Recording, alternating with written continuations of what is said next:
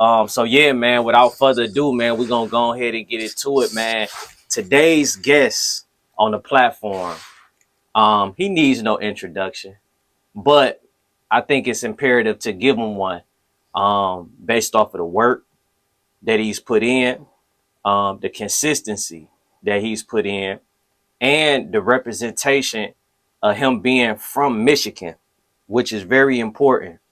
This is a international motivational speaker that we is blessed to claim as our own from Michigan. You know what I mean?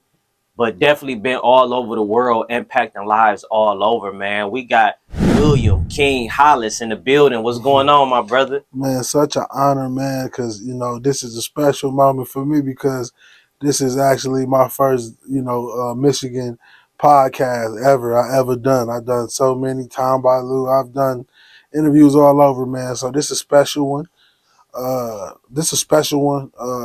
Because of, my love I have for my city. I have for all my brothers out here getting out here chasing their dreams, defeating childhood trauma, fighting to be the best man they could possibly be. And quite frankly, one of my legendary quotes, they operating in chaos. Right. So, like I said, man, it's an honor to be on the show, man. Nah, definitely, man. I will say, brother, from day one, man, you've been a supporter of this platform. And it didn't take you for us to have 100,000 followers, 500,000 followers, 1 million followers. Yo, you've been genuine from the beginning. You know what I mean? And I ain't gonna lie, bro. We appreciate that tremendously. Even with you taking time out your schedule to pull up. You know what I mean? Cause you a busy man, bro. You know what I mean? You be all over. I just saw you. You know what I mean? In Georgia with Palais. Or whatever. Yeah, that's my family. Yeah, man. And I just watching you done been overseas, all type of stuff, bro. So for you to take time out your busy schedule, bro, is definitely an honor and a pleasure, man. Thank you for doing that for sure. I think it's imperative, man. I believe that, when we come home and you see your brother with a dream, something that he loves, something that he committed his time to, he's not committed to the streets of doing crime, you got to almost make it your duty to get in there and support. And I supported this podcast because what I saw was a black king with a mission and a vision for his city and to showcase the art in the city in a righteous way. A lot of podcasts these days only talk about sex and the disrespect of a man or the disrespect of a woman, the fighting, the beef. And there's not too many podcasts that could talk about love and talk about growing our community and helping our brothers and sisters see how special they are, bro. And that's why I respect this podcast, and that's why I'm honored to be on it. Real talk, man. Appreciate it, man. So let's just talk about just currently now. Man, 2024. Yeah. You've been making a lot of motion already. Coming into this year, what was your mindset and your thought process of like some of the things that you planned on accomplishing? And what are some of the things that you've done so far this year? You know what I mean? That you've been having in motion. All of 2023, I was battling a lot of mental health, man, a lot of stuff like that. My father was murdered, and that really shook my world. I buried my mom to a heroin overdose already, so it was really, really hard on me, man. So I had to really fight through some of the hardest times of my life, and a lot of men watching this, you know what I'm talking about. I'm talking about the days where you feel like, man, you can't even breathe, but you got to continue to get up and work your tail off to feed your family. So going into this year, I got back into my light. Allah blessed me, man, and loved me, even when I wasn't loving myself. And he kept the vessel that he created safe. You know what I mean? He kept me strong-minded, and he set up things for me slowly and gradually. It was like I tell people, man, Allah is like my manager. I never had no manager. This whole thing, the history of Milan, the Gatorade commercials, the Under Armour commercials with Stephen Curry, all of this stuff has been set up and scheduled by God, bro. And you you got a manager that'll work you back in if you've been out for a while. He worked me back in, man, and this year alone, I got up to 27, 37, 27 or 37, one of those numbers. My team said, but bookings already in lined up for this year, man. And I'm ready for it because I tell everybody, sometimes you got to lay down and bleed a while. You feel me? To really get up and see what your life is truly about. Man. And a lot of people, I tell everybody, man, a lot of people run from pain, bro. Pain is the thing that pushes you to the next level.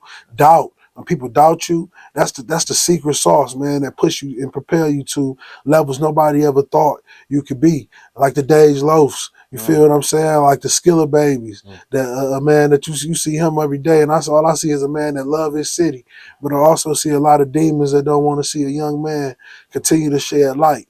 You know, I pray for everybody in Michigan, man, all the time, because I know that as much good as we doing out here and the much success and noise we making, it's a devil in the corner, man, that they want to take you out just because you smiling, just because you climbed out of that rat race that everybody is a part of. You feel what I'm saying? And they hate you instead of support you. You know what I mean? And that's the message that I always really want to give, that I never got an opportunity to get to Michigan in general, is that, you know, us standing together is one of the most powerful forces you can ever create and put together. The music force, I call it right now, I'm looking at it, I call it like the new Motown. Yeah. But it's just not singing and dancing, it's hip hop. You know, it's kids expressing their art.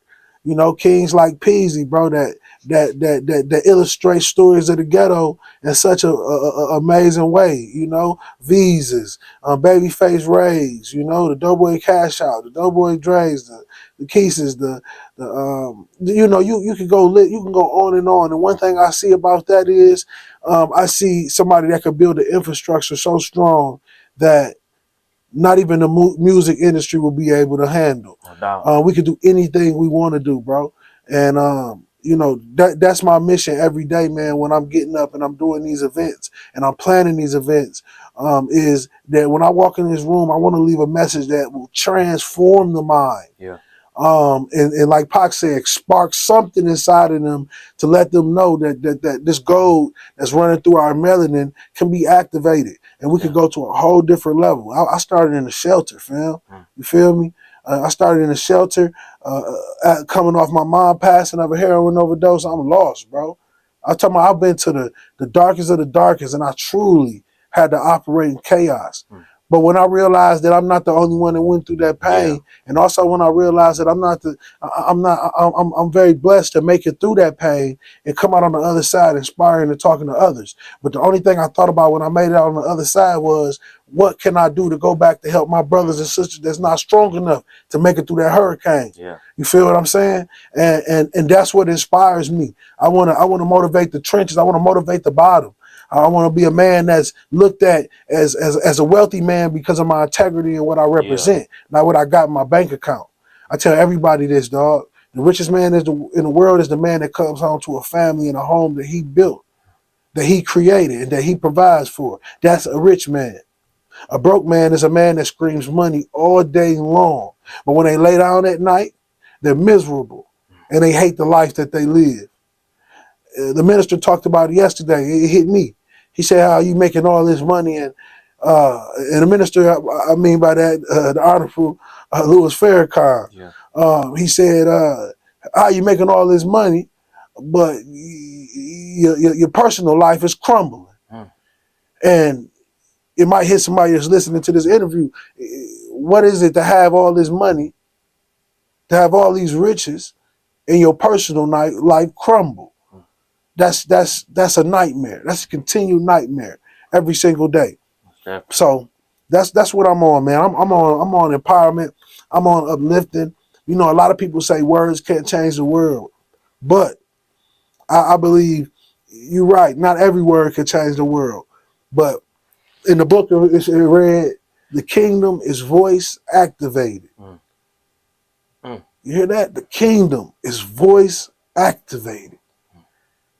And in that, you have the capability to transform family demographics. You got the opportunity to transform neighborhoods. You got the ability to turn a gangster into a leader. Yeah. You know, somebody they call dumb into a genius. Yeah. You know, and the greatest example of that is the beautiful Nation of Islam. Man, they teach you so much on becoming a man. I tell everybody, I don't care. You know, you can believe in anything you want to believe in, but if you're a young black man in America right now, the message that you need is first the book, the message to the black man to understand who you are. And the second thing you need to do, you need to get connected to the source. And once you get connected to the source, I'm gonna tell you, it's a power in that, you know, being sober, being pure. Yeah. That it turns you into a magnet of love, man. So much stuff will come your way. It'll be hate and evil, but you'll be so properly prepared for whatever they throw at you. Yeah. It'll blow your mind. Yeah. So, you know, I want to take the time to give a message to a young king or queen that's out there lost, have no guidance, have no love, have no direction. Tune in and lock into the Nation of Islam. That is an organization that will change your life and change your mindset and put you on the path of righteousness. No doubt. Make sure you lock into that. No doubt, man. You said something that really stood out to me, man, when you was talking about the young artists and older artists in the city of Detroit. And you likened what's going on right now to Motown, right? Mm-hmm. When you think about, and I'm gonna actually say Street Lord Wine actually made a post, and he was speaking on basically how the external forces is making their way in the city because they see the potential, right? Yeah. And they think we dead, they think we blind, they think we dumb, right? Right. And so they gonna come in and infiltrate and take over the music business. Now the movie business with the rise of black movies in Tubi in Detroit. Well, look at the Greek stories. Look at all the Greek stories. Even the story about the wooden horse. You know, you got to infiltrate before you take over.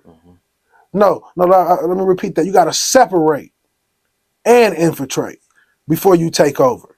You feel what I'm saying? So one thing I noticed about it is they cause a great divide. The music industry plays a part in this whole structure. They cause a great divide between artists and people that's in the same business of each other. And it's the same thing when we talk about the rat race. They put people in the industry, and coming from Michigan, we grow up poor, we come from nothing.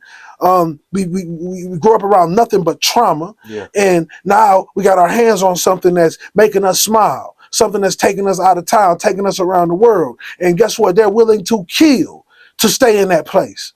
But they don't even know that it's only a spell that they have on their minds that makes them believe that they can't help their brother do the same thing. If you want what you want for yourself, for your brother, it will be no stopping no brotherhood. It will not be stopping no brother. You look at the P's, you look at the Ice River, those two artists alone are big enough to start their own record labels. Their own entities, their own recording studios, their own video studios, their own podcast studio. But because we come from the trenches and because we taught that just because that man is broke, he is nothing. That's the weakest mentality we ever adopted. When I realized that it doesn't matter how much money a man got, it's how much integrity he got. If you watch the mafia movies, watch what they look for. The last thing was, can you make some money? The first thing was you loyal? Do you put money before family? And that's what happened. That's what has happened in this city. People have put money, paper. Something came in my head the other day. I was on a flight and I said, why the devil give them all that money and the chaos started? I said, they gave you all that money so you could burn faster when you get there. When you use money for arrogance and cockiness, your life gonna begin to crumble. But when you use your money, bro, to uplift your community and take care of real things, it's baby boys out here right now going in the store robbing people. Brothers that grew up in your same neighborhood on your block. You know his daddy in prison. You know his uncle in prison. You know he ain't got nobody loving him. Get that boy some cleats. Ask them what they need. You throw 100,000 in a strip club in front of 100 women that's broken inside. You think going to the strip club is building generational wealth? That's building generational trauma. These are the same people that your daughters and your son gonna have to grow up in this world with. So we got to be conscious of what we do and what we spew out in the world. And that would be my question. Not to cut you off, but that would be my question. You have artists, right, that's making millions of dollars, right? Yeah, yes, sir. They doing toy drives. They giving away turkeys at Thanksgiving. And they may have an event where they giving away a couple hundred pairs of shoes, right? Right. In their mind, they feel that that's a good deed. Yes, sir. But then they still go drop 100,000 on a watch. Still go drop 250,000 on a whip, right? Yeah. They feel like they did a good deed. In your mind, what do you feel would be sufficient? Like, what would be a blueprint that you feel would be sufficient that's bigger than just toys and giving away turkeys?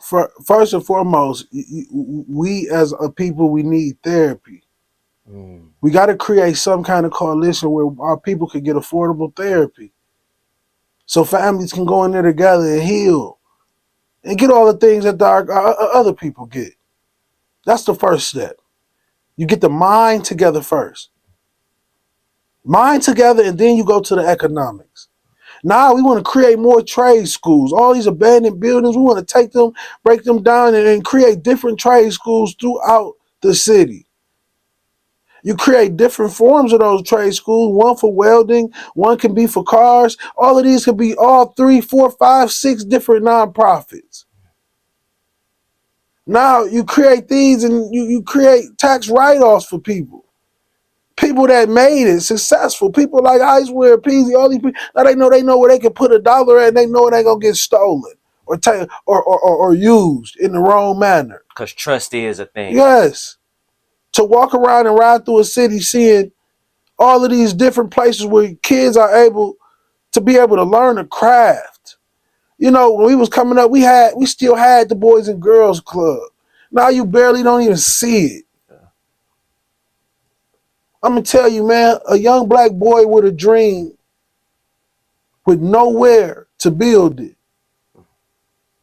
He already dead, man. People always ask, man, how them boys go out there and shoot and murder and kill? Why they do what they do? Why they selling all that? Why they doing all that? Well, you got to ask yourself, if I stay and I do nothing, I die in peace. I die with nothing but the dirt that covers me. That's the only thing gonna remember me. So why not take a chance and move that dope? Why not take a chance and becoming that criminal or that hitman? I'm living to die right now. Everybody come in the neighborhood and you talk about you love them. You care about them. But them babies lay down every night dying inside. They don't even know, they don't even want to live no more. Because the only thing us as a black man, black woman taught these days in this generation is I'm only going to take care of mine. I'm only going to care about mine. If you only knew the amount of ancestors that died for us to even have a little bit of freedom or a little bit of anything. And I don't care. Whatever you got, man, you got to break bread with your people. You got to want for yourself what you want for your people. And if you ain't got that mentality, bro, you living a life of worthlessness. What's life? Anybody think about it. When you go to a restaurant and you sit down and you eat a meal, When you go and eat at a restaurant alone, it's just not as cool as it is with a group. That's why most of the people ask and they say, I'm about to go out to eat. They call a friend and say, hey, meet me at the restaurant. We're going out to eat. Yeah. Because it's never been a natural feeling to eat alone. It's not a natural feeling. God created every piece of food, everything that we got was made to be split. Everything. Look at an orange. When you open the orange up, it's made to be split. You look at every fruit, it's divisional you get to pieces the banana, you open that can share, split up. that can share, man. Yeah. Yeah. And when you recognize that divine thing, bro, you will understand the true purpose of life, man. Man, that's key. That's key, man. Something stood out to me. When you was talking about the young men being in the streets killing, right? Mm-hmm. Unbeknownst to a lot of people, over the last maybe 5 to 7 years, right? Yeah. I began to notice that some Detroit rappers, we still got a lot of rappers that talk about getting money, that talk about flexing and, you know, all of that nature. But we also got a certain sector of artists, right? That's getting into the Chicago drill form of it. You know what I mean? Where we, you know, dissing dead people, right?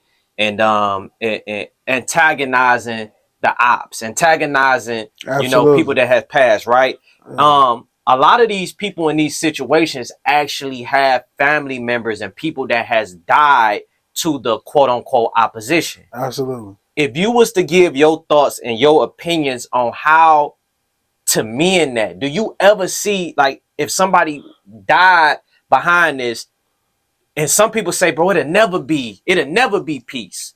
What would be your explanation on how to bring atonement to two parties that has been killing each other for over 5 years?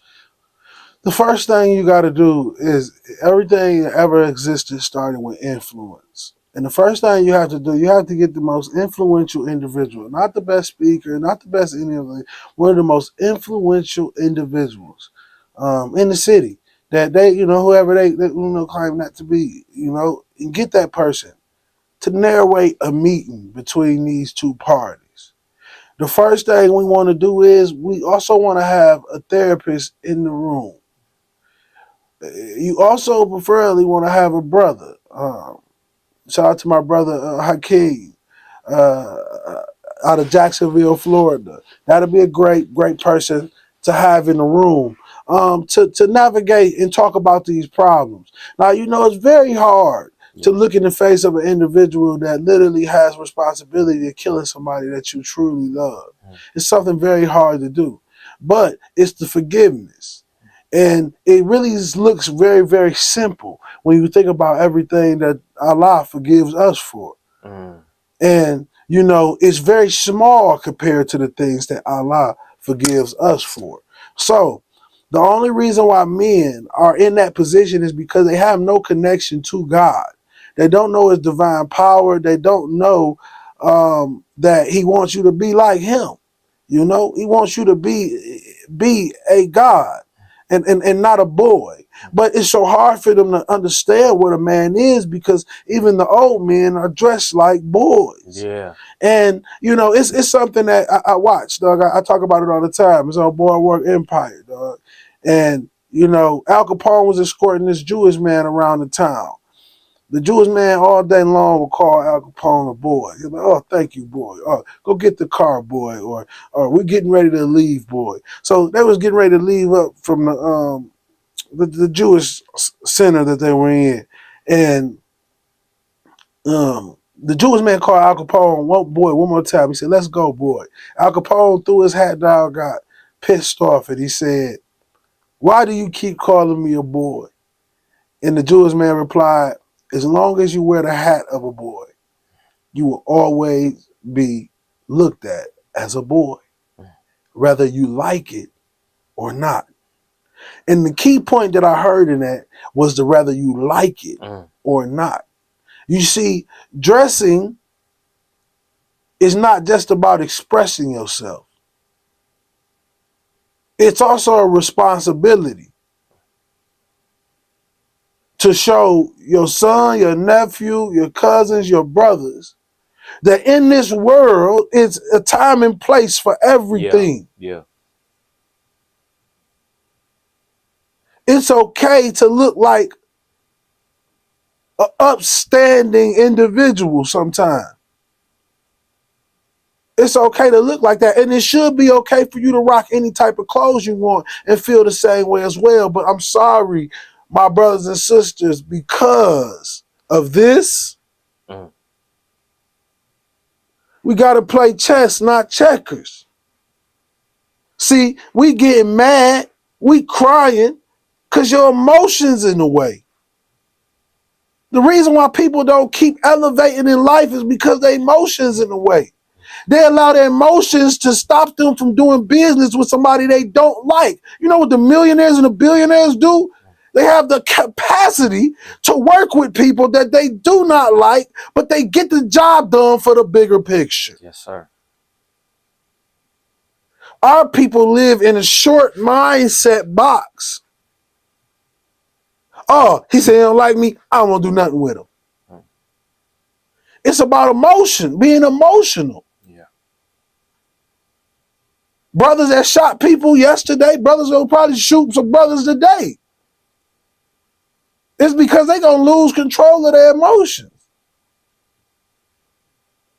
And all of those young men that you was talking about supposed to sit in this room and supposed to change their life. The first thing they got to understand is, brother, you are in pain. Yeah. And when you're in pain, brother, it take a little time to heal. You ever watch some cowboy movies when a cowboy gets shot up? He'll go set up somewhere in a cabin and stay there for a while until he's strong enough to get out. And a lot of these young men right now, their brains are locked in a terror dome. PTSD. For real, at all-time high. Can't think. No love for themselves. People losing people without therapy. They burying their mama today and everybody disappearing tomorrow.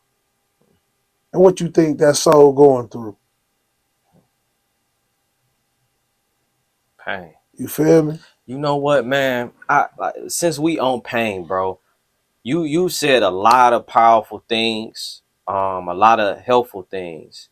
But I think it's imperative that I just kind of want to just narrate a little bit of your history, man, for the people that may not be familiar with you and hear what you're saying and identify that you speaking the truth, but may not know the pain that you've experienced yourself throughout life.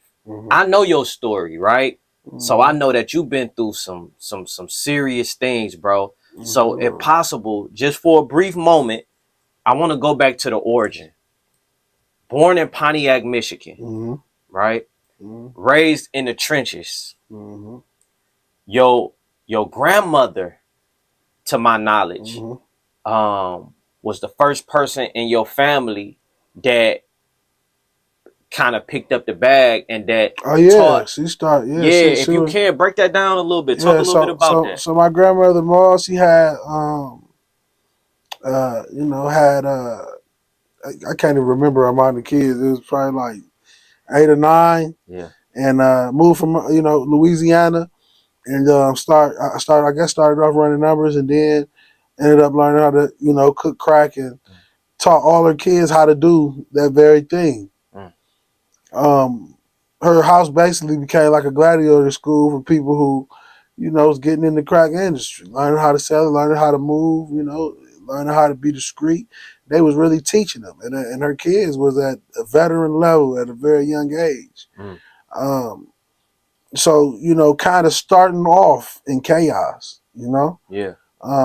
But growing up in Michigan, we all had that experience. It's normal to us. Yeah. You feel what I'm saying? And what it did was it just showed me, I don't know if you remember that, like that movie Soul Food.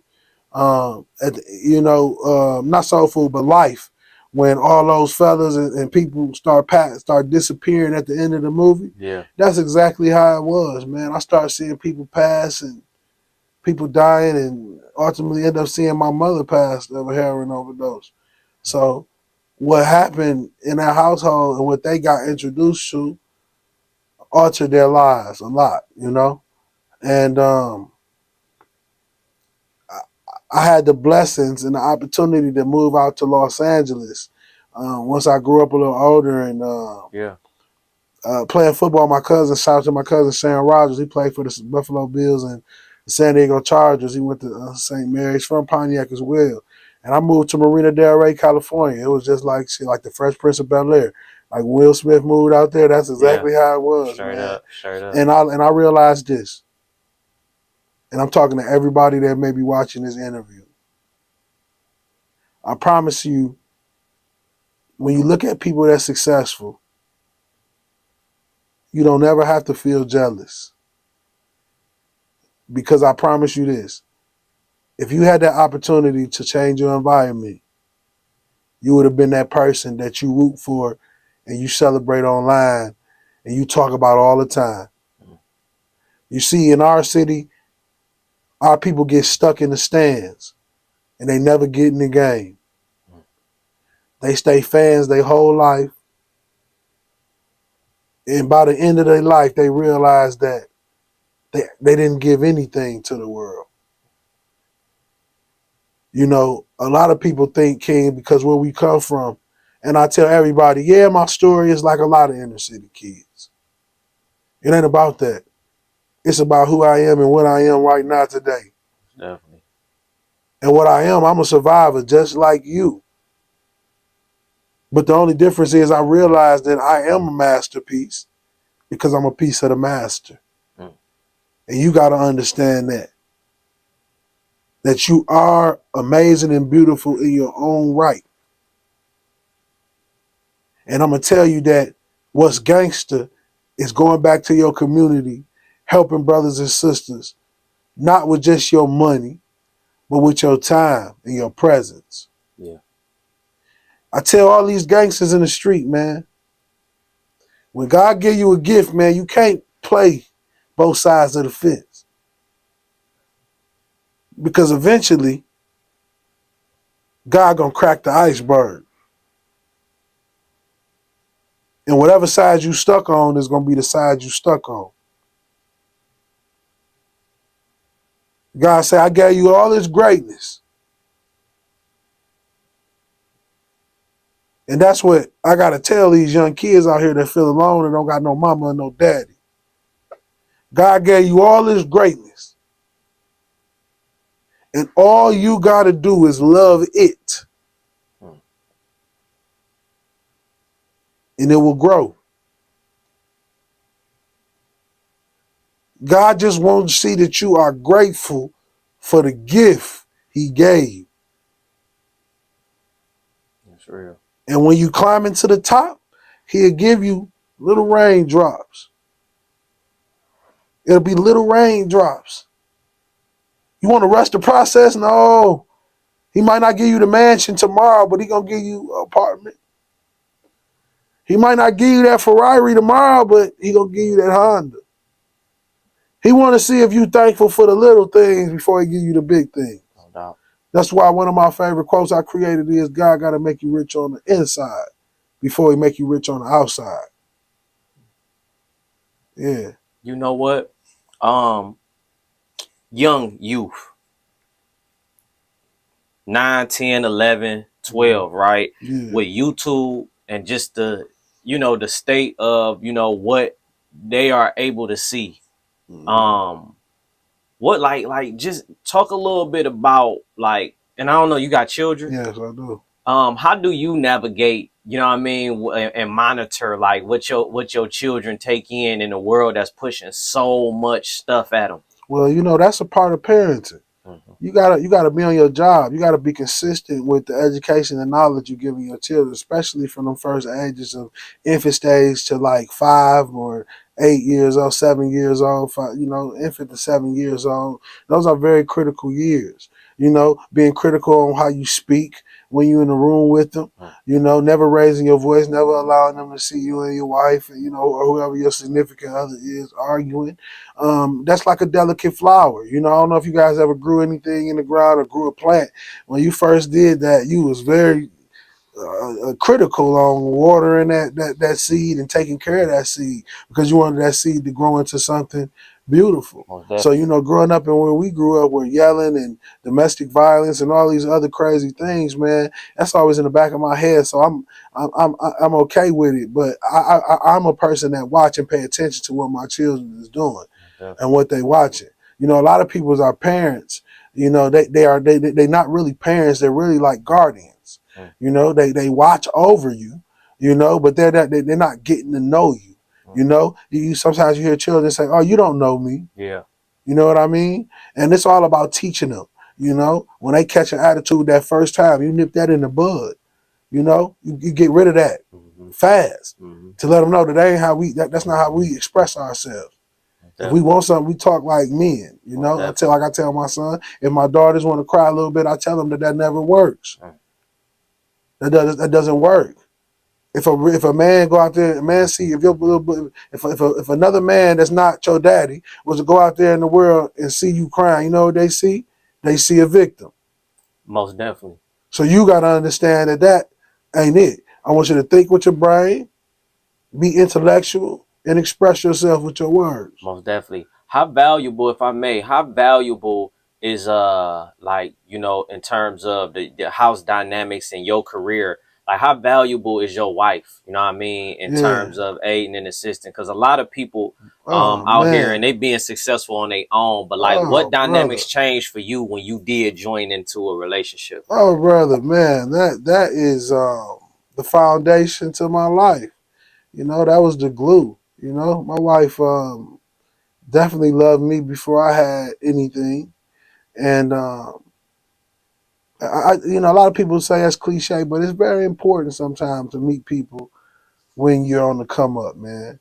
You know, your wife goes through a lot of phases with you. You know, she goes through the phase of you becoming this big star and getting a big name, and the only thing she wants is to feel a part of it. Yeah. You know, and that's another thing that goes back to being a king and a leader and having, you know, look at family as a business.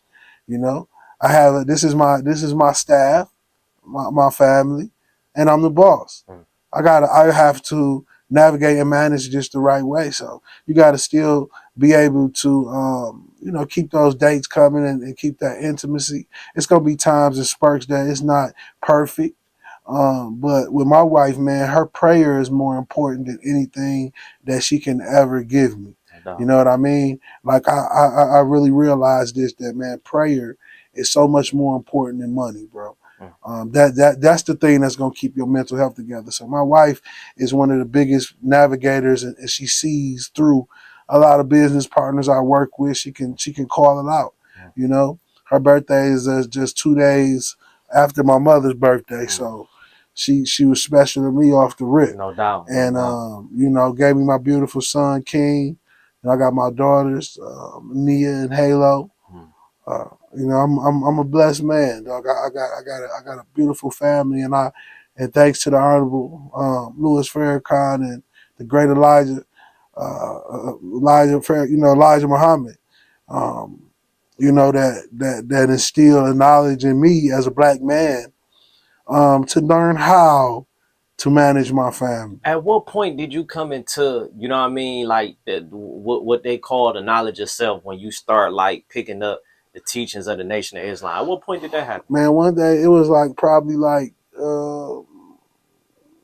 let's say about 5 years ago. I was at a dark place, and I actually called the hotline, and brother Hashim called me on the phone. I was sitting in the house having suicidal thoughts, bro, and he talked life in me and introduced me to the knowledge. Then I got blessed to be mentored by Minister Abdul Sharif Muhammad. He that man right there saved my life. He helped save my life. Man. You know, he taught me the power of controlling emotions. Mm. You feel me? The nation has this thing called diagnostics. Yeah. It's a therapy that's so beautiful for Black people. Yeah. You know, and they do this thing costs so much money, but You they do actually it for went through free. that process of Yeah, yeah, of the yeah, yeah, yeah, yeah. yeah, yeah, yeah. Because a lot of people, it was a discrepancy that some people was having with that program, because it came from the Scientology, Yeah. you know, but I did hear the minister say that just because it came from these people, that don't mean that that tool It's how you use the is not tool. effective. It's It's how just you, like a hammer. You can yeah, use a hammer to kill somebody, but you mm, also supposed to use a hammer to nail something in the wall. most definitely, You get what I'm saying? So that right there is the knowledge of that. That's preposterous yeah, because that right there single handedly helped get me back on a beautiful track in my life. And that's the thing about Islam. I want people to understand about Islam. It is a long journey, man, yeah, to righteousness. You know what I mean? Every man has a different life. He has a different calling and a different journey. So it's just called staying on your deen, man. And all we do is, we just trying to. And the best example for you young people, the marathon continues. yeah. It's a marathon, man. It ain't a sprint, you know. It ain't no quick flight, man. It's a marathon, man. To get into the level of righteousness that you feel like you are equipped and even deserve Yeah. to walk, to walk amongst greats Yeah. and gods. You know what I mean? So, that right there, the nation has taught me the confidence when I walk in the room. You feel me? I always had confidence, but it just boosted me up when I know who I am, Yeah. and that's the main problem in the world today, man. These young kings got to learn who they are. They got to understand their history and where they come from, and they got to understand that what they are doing has been going on for so many years. It's not new, and it only ends one way, Mm, two ways: death or in the penitentiary. mm, Death or in the penitentiary. most definitely. So, we just trying to, I pray that somebody watching this that's a part of nonprofit organizations out here in Detroit and that's working out here in Detroit. When you're ready to get a messenger that can really, change the mentality of a young man, please reach out to me, Michigan, man. I've been doing this all over the world. I've been blessed to get the Ambassador Peace in Kingston, Jamaica. Milan Fashion Week, Under Armour commercials, Gatorade, Super Bowl ads. I've done so much as a kid from Pontiac, Michigan, from out here.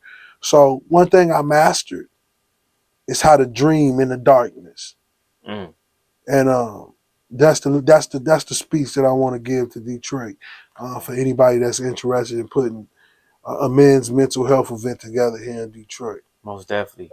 Few more things, right? Absolutely. We in a time right now, man, where it's an ongoing quarrel between black men and black women, right? Yes. And I think the conversation for the longest have been the idea that black men ain't shit. All black men cheat. Men are dogs. To my eyes, me personally, and I'm not being biased as a man, it's just observing the atmosphere. I feel like it's more black men that want to get married. I feel like it's more black men that are starting businesses and that have aspirations and dreams as this new, as technology continues to advance. It seems like black men are kind of picking up on it. Yeah. Um, what is your thoughts to black men and black women relationships, and like the idea of black women saying men ain't shit? Do you see what I see? Do Mhm. you see a falling of black women with the Sukianas and the sexy reds? Like, what's your thoughts of that? Absolutely, man. I believe that it's a fall of. I believe, I'm putting this plain and simple. I believe our people are in great danger, and You know, people like the Honorable Louis Farrakhan and people like the Nation of Islam and, you know, people out here trying to make a difference in the world are very important right now.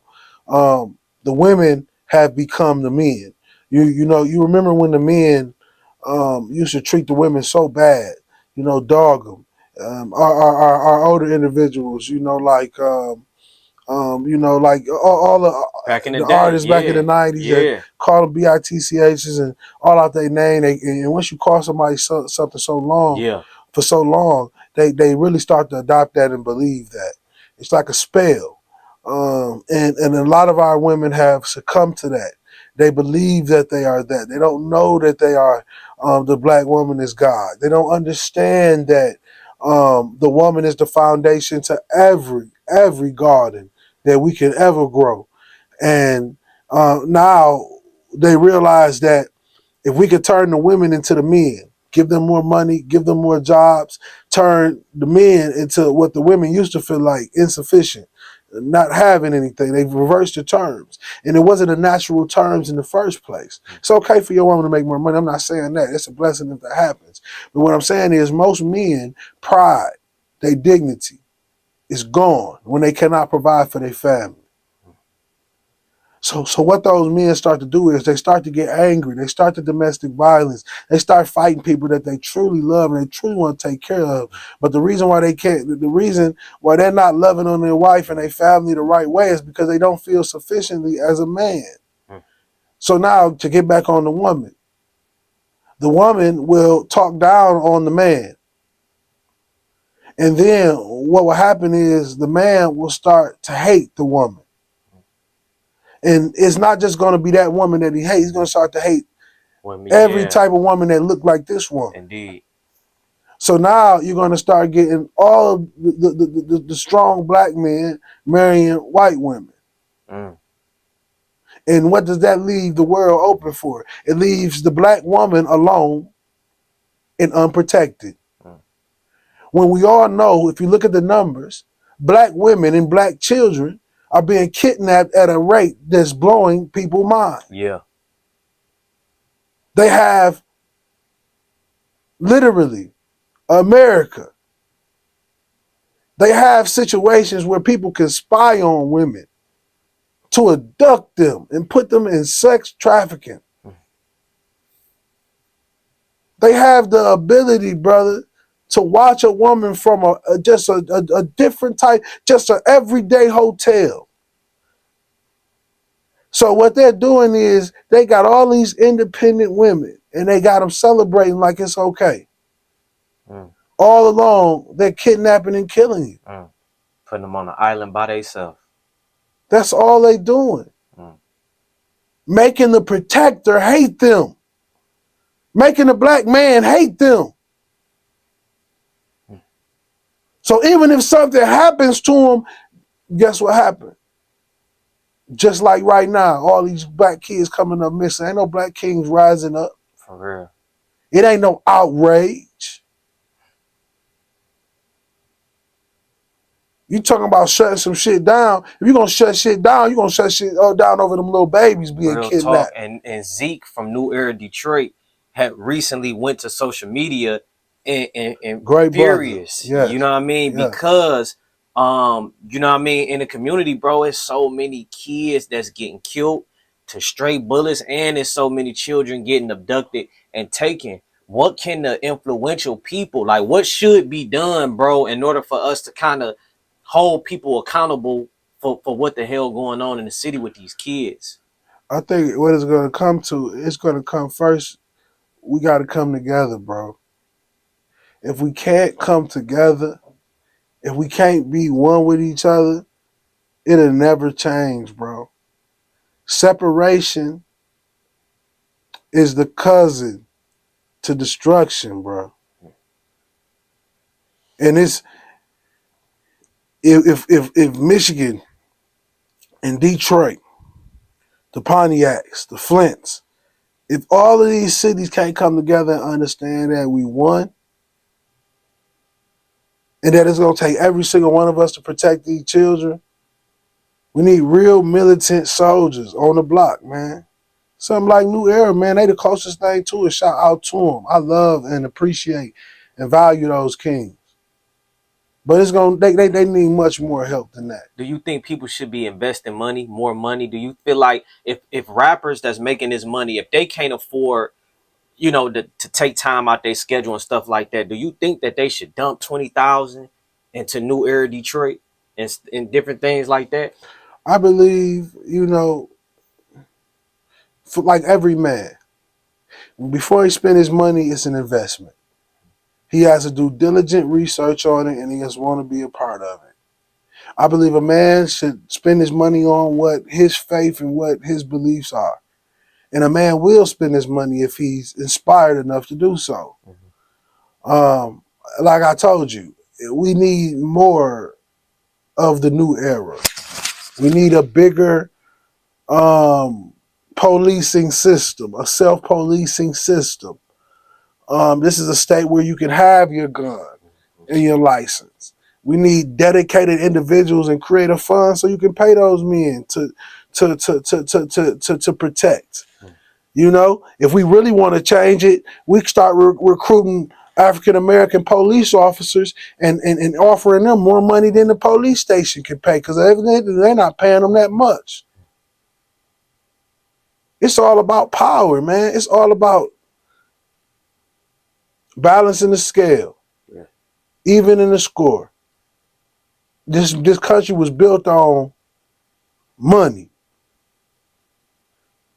It's all about the money to the people. Yeah. And that's what we must use our dollars for. To create our own police station with we can set it up just like any other police station that's getting built in the city. But these are police officers that's made to police this area and this region. Most definitely.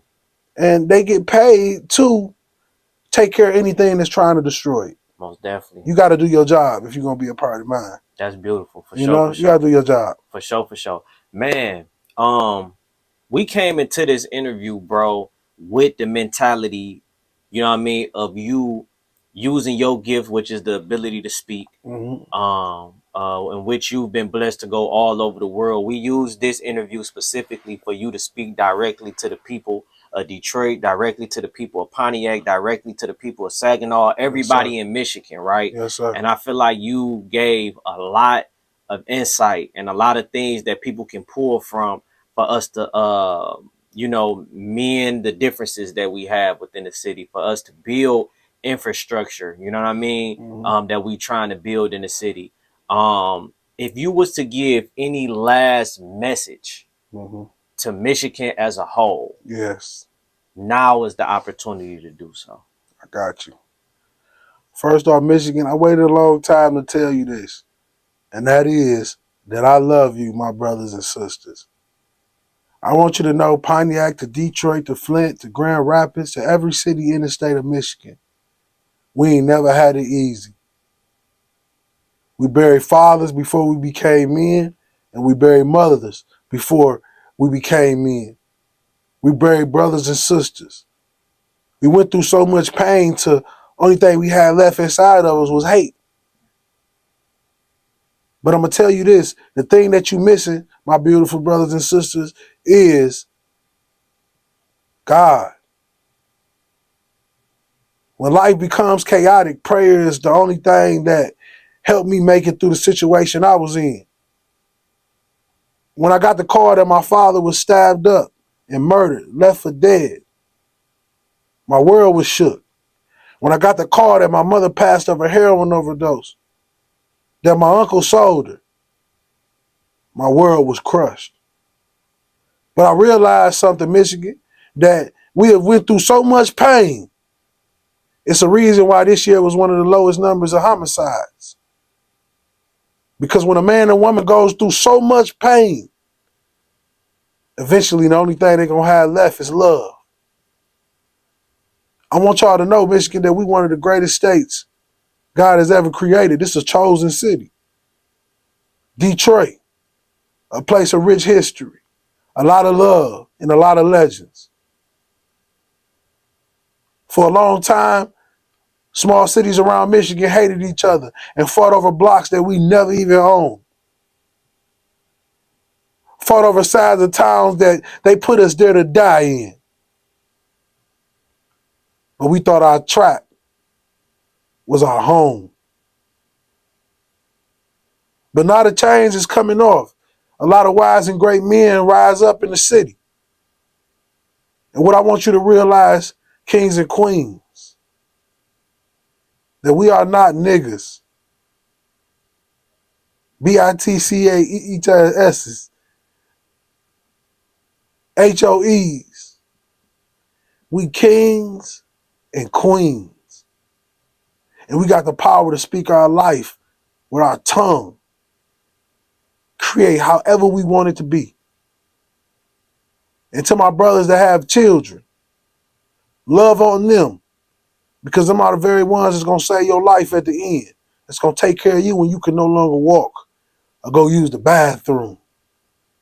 But Michigan, I went through a lot of pain here.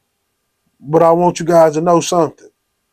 Every time I spoke on the stage in Milan, every time I did a Super Bowl ad, every time I spoke on a major stage at a speaking engagement, I always remembered that I'm from the Mitten, the greatest fucking city in the world, the greatest fucking state in the world. Remember who you are. This the new Motown. Let's take it bigger than they ever seen it. And let's take it with a black man and a black woman behind it. We stand stronger together, Michigan. Don't let all those great kings die in vain. Let the Blade Ice Woods, the Proofs, the Sodas. What's my man, my boy Peasy boy Soda, name? yeah. Soda. Yeah. Let all them boys smile down from heaven and see a city that finally came together and built something that the world could never stop. I love you, Michigan, man. From the heart. For real, man. William King Hollis, man. It's been a pleasure. Yes, sir. The Forum Magazine, Pulse of the Culture. Let's get it.